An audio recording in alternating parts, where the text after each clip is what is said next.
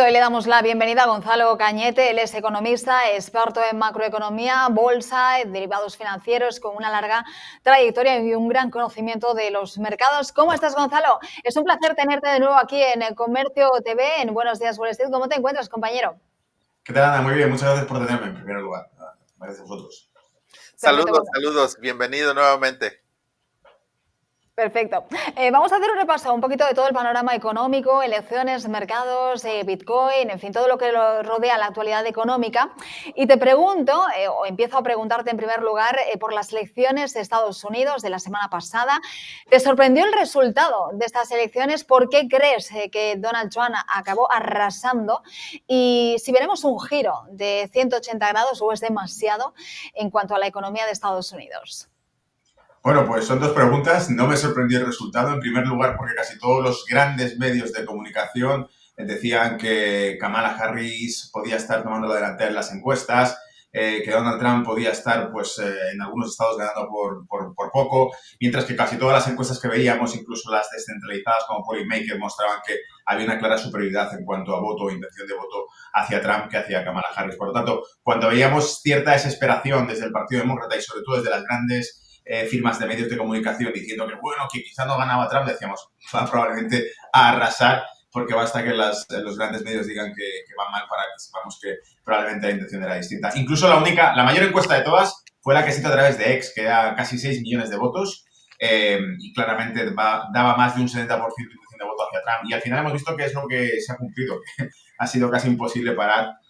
Como ocurrió en 2020, por ejemplo, también había mucha intención de voto hacia Trump, meetings llenos, mientras que Biden pues, parecía tener poca audiencia y, sin embargo, consiguió el récord de mayor número de votos de toda la historia de Estados Unidos, un señor con poco carisma, como es Joe Biden, ¿no? Que le veíamos como un suelo de vainilla. Por lo tanto, no me sorprendía la victoria de Trump porque creo que ya venía arrastrando desde el año 2020 esa decepción que había tenido todo el que haya votado a Donald Trump, y mucha más gente ha sumado a esto porque evidentemente ha habido una cantidad de críticas hacia la administración Biden que han ido surgiendo durante la administración, especialmente estos últimos años.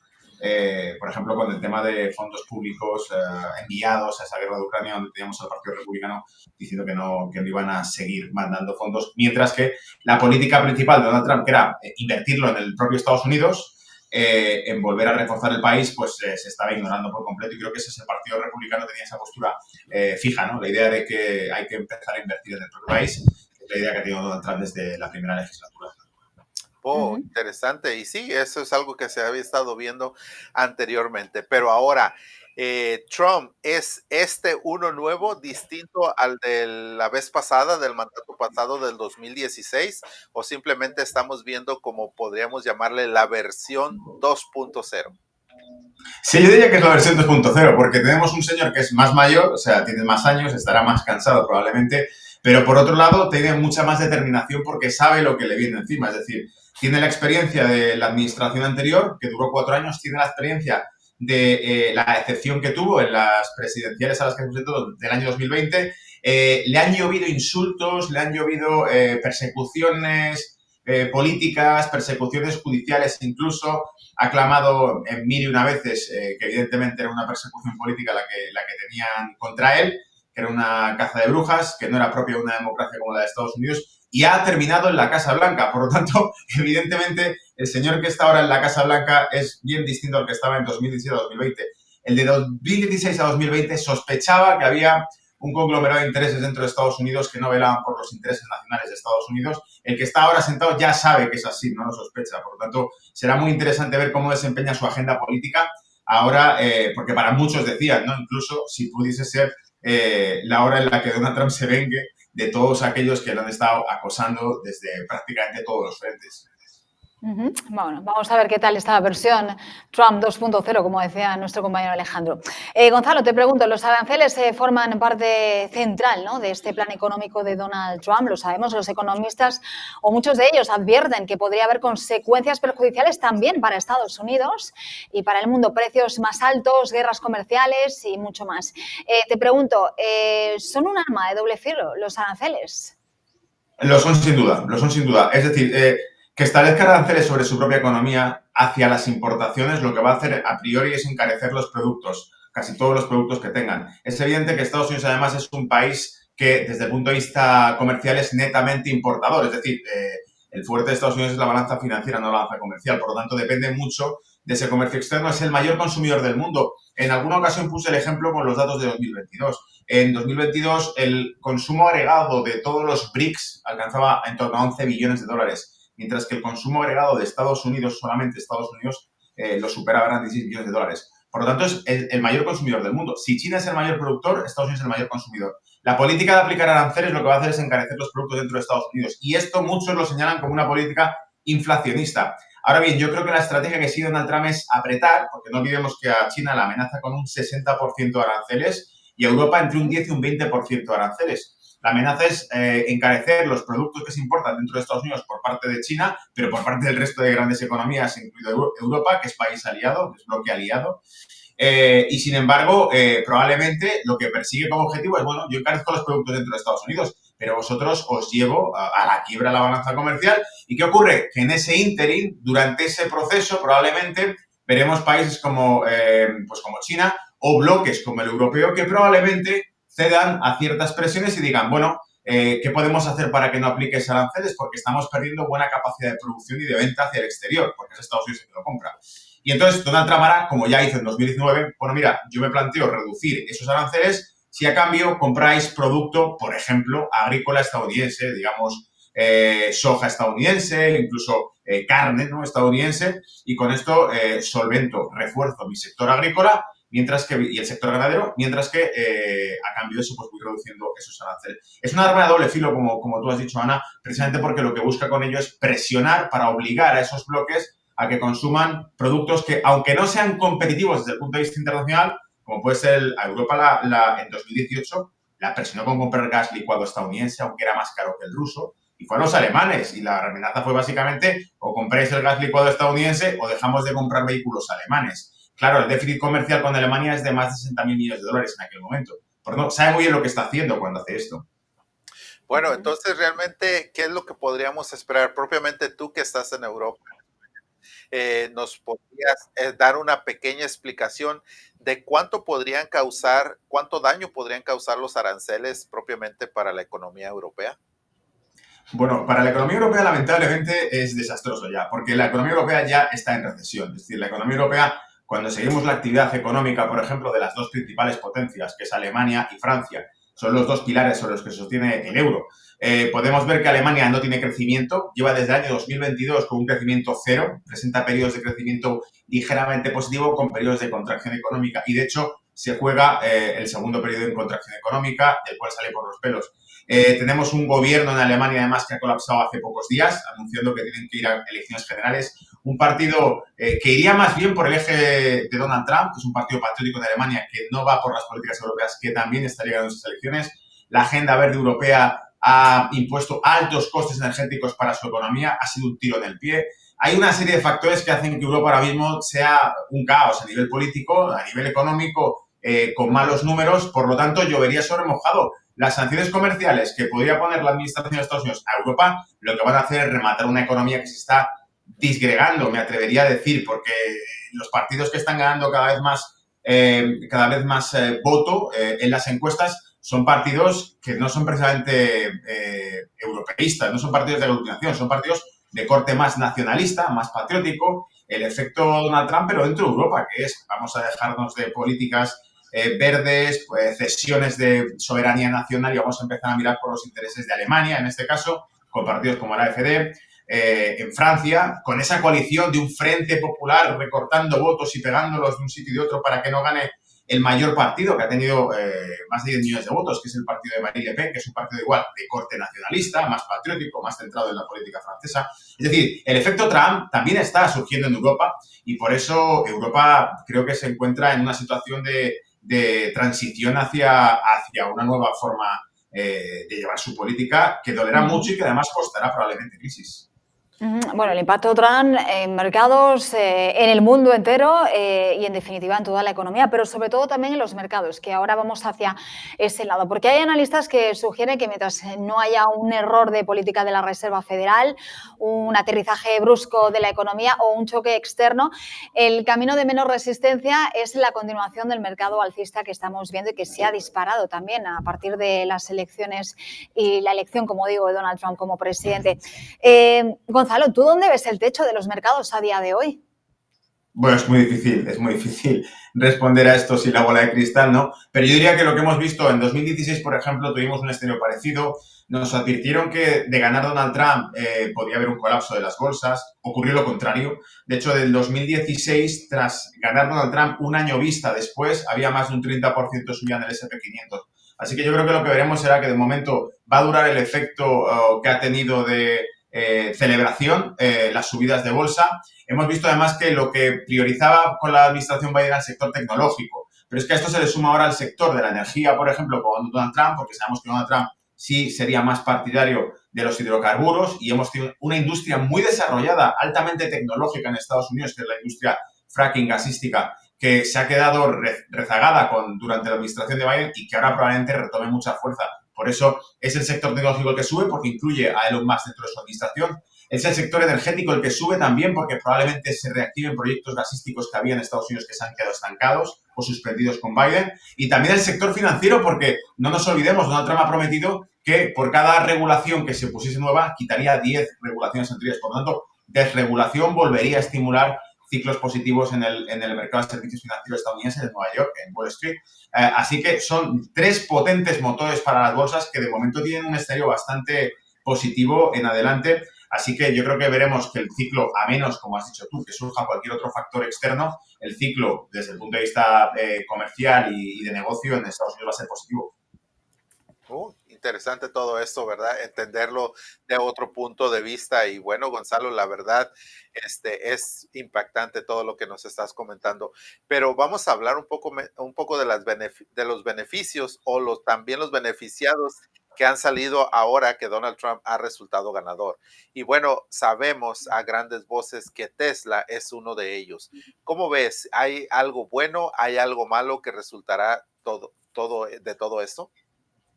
Sí, bueno, Tesla hemos visto que tiene un subidón increíble, de hecho superaba resistencias que le había costado sobrepasar durante los últimos meses y las ha sobrepasado de largo, básicamente porque yo creo que es el efecto de que tengamos al CEO de la compañía dentro de la propia administración de Estados Unidos, dentro de un comité de innovación, donde gestionaría varios trillones de dólares, es lo que pretenden, por un lado, recortar de gasto público y por otro lado, buscar cómo optimizar ese gasto en tecnología, en I+D y en inteligencia artificial, al fin y al cabo. Por lo tanto, tenemos a un doctor chiflado, que es en este caso la figura de Musk, ¿no? Porque, y dicho el doctor chiflado en el sentido de que es un tipo completamente creativo e innovador que podría, no sabemos por dónde podría apuntar. Creo que el efecto que ha tenido Tesla es sencillamente ver que el CEO de esta compañía está cerca, casi diríamos mano derecha en cuanto a inversión de la administración de Donald Trump.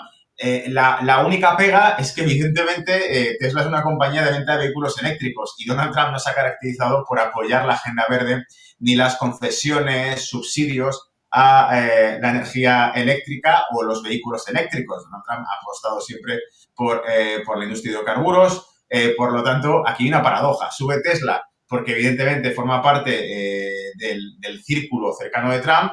Ahora estando Elon Musk ahí, pero por otro lado, en el medio plazo sabemos que, evidentemente, tendrá otra serie de barreras cuando probablemente la administración de Trump ahora levante, por decirlo así, la presión sobre el resto de la industria automovilística que no sea eléctrica y que además en Europa hemos visto que la industria automovilística eléctrica también se está enfrentando a gravísimos problemas de producción porque no se vende.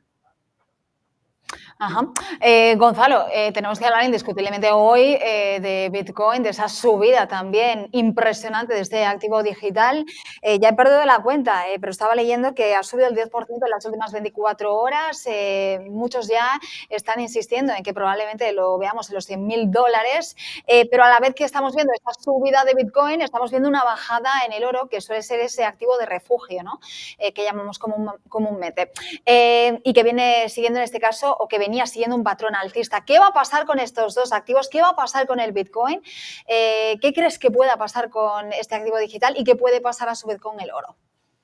Bueno, hemos visto igual otro efecto brutal de subida, principalmente porque en más de una ocasión Donald Trump ha manifestado públicamente que le gusta el Bitcoin, que le gustan los criptoactivos. Incluso diría más, la única cuestión que yo creo que serviría como tapón contra el Bitcoin o contra criptoactivos, incluso toda la tecnología financiera descentralizada, DeFi, es que son las CBDCs, el proyecto de la Reserva Federal para establecer CBDCs, control de efectivo y, por lo tanto, por supuesto, vetar todo lo que huela a Bitcoin o a formas de pago digitales que estén fuera del sistema Fed. ¿Qué ocurre? Que Donald Trump ha dicho que mientras él sea presidente no va a haber una divisa digital, no va a haber una CBDC en Estados Unidos y, por lo tanto, eso enaltece al Bitcoin. Evidentemente, tenemos un presidente que es amigo del Bitcoin, que ha ganado las elecciones, el Bitcoin ha subido a toda pastilla. No olvidemos incluso el efecto Robert Kennedy Jr., que también era candidato por el Partido Demócrata, renunció al Partido Demócrata, se presentó como candidato independiente, también ha apoyado después, cuando se retiró de la carrera, apoyó la candidatura de Trump y, en este caso, Robert Kennedy Jr. incluso propuso que, dado que el Departamento de Justicia es el mayor tenedor de de bitcoins del mundo, con más de 200.000 bitcoins, dijo, ¿por qué no empezar a emitir un porcentaje reducido, poco a poco, bonos del Tesoro estadounidense respaldados por Bitcoin? Lo cual es una auténtica revolución, que para aquellos que les gusta el Bitcoin le vuela la cabeza escuchar que el Bitcoin pueda respaldar la deuda estadounidense. Es brutal. Y si a eso le sumamos que Donald Trump ha expresado su intención de quitar al actual director de la SEC, de la Autoridad Financiera Estadounidense, probablemente para poner a alguien que sea más parte de este tipo de tecnología, pues probablemente tengamos un horizonte también muy positivo. En cuanto al oro, creo que la caída del oro que estamos viendo viene más bien por la subida brutal del dólar. Casi todos los que se hayan refugiado en una divisa alternativa al dólar porque tuviesen miedo a lo que pudiese ocurrir con lo que está pasando con el dólar, probablemente habían dicho, déjate de oro y vamos a mantener las reservas centrales, las reservas de los bancos, en dólar porque viene un ciclo duro para el dólar que va a fortalecerlo, claro. Bueno, pues muy bien, Gonzalo. Y seguimos hablando de economía y propiamente en los mercados. Ahora, un poco sobre la Reserva Federal y Trump. Aunque sabemos que la Reserva Federal es totalmente independiente en sus decisiones, se terminan respondiendo a las políticas gubernamentales.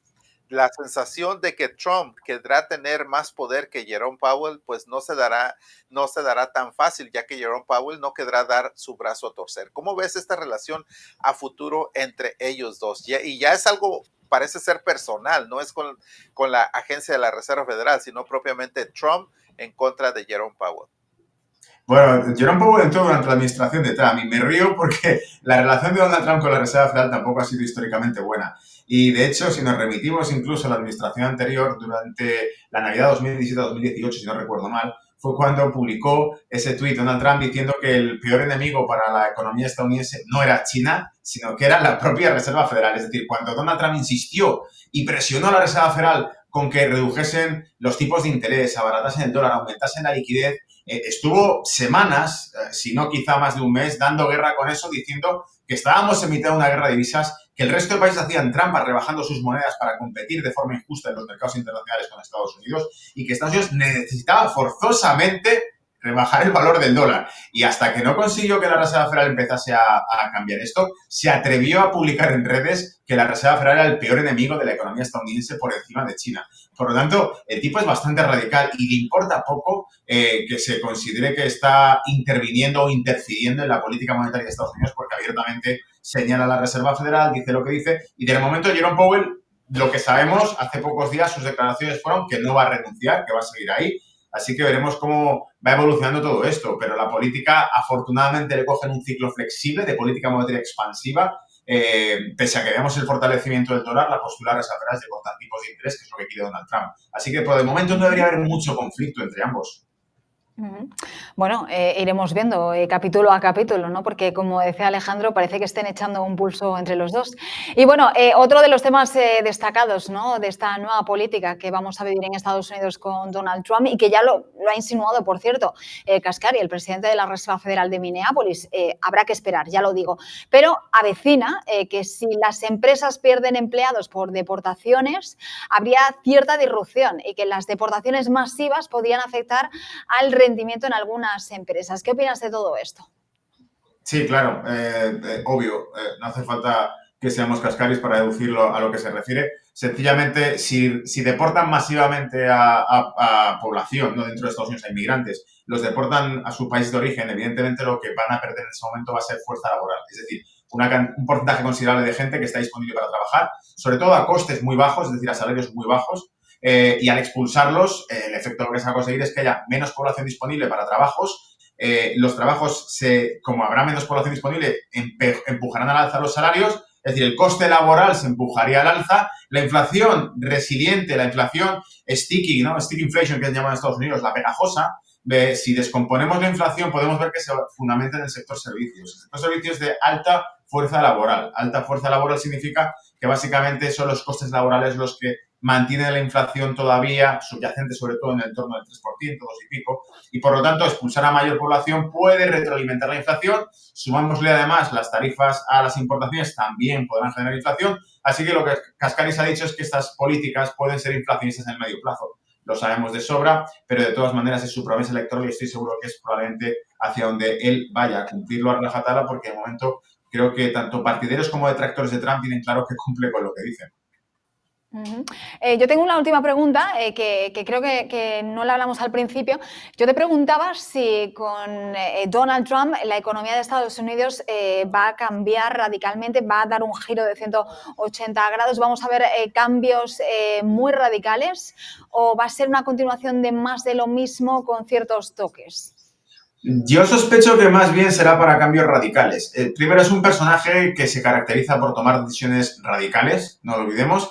Y segundo, porque radicalmente ha dicho que todo lo que se estaba haciendo estaba mal. Por lo tanto, veremos cambios en la política exterior, veremos cambios incluso a nivel de administrativo por los recortes presupuestarios que ha dicho, ¿no? Evidentemente, porque se está derrochando el dinero, lo repetimos en una ocasión. Así que yo creo que sí que va a haber cambios en el control del déficit estadounidense, en política exterior, con, por ejemplo, la guerra de Ucrania y, evidentemente, en la guerra comercial y la guerra de divisas que probablemente se avecine junto con todo esto. Yo sí espero cambios, fuertes cambios con la administración de Trump, porque si no, ¿cuál era el punto, al fin y al cabo, no? Claro, al final, Alejandro, corrígeme, pero los votantes lo que pedían a gritos era un cambio. Al final se ha demostrado que el porcentaje más elevado de votantes han ido a las urnas por un motivo económico. Alejandro, no sé si quieres añadir alguna cosa más antes de despedir a Gonzalo. No, agradecerle a Gonzalo, realmente impresionante esta entrevista que nos ha permitido y que por favor nos dé la oportunidad de tenerlo nuevamente aquí en este programa, porque sabemos cómo puede ver la economía desde otra parte del mundo fuera de los Estados Unidos. Bueno, gracias a ustedes por tenerme y cuando quieran, yo encantado.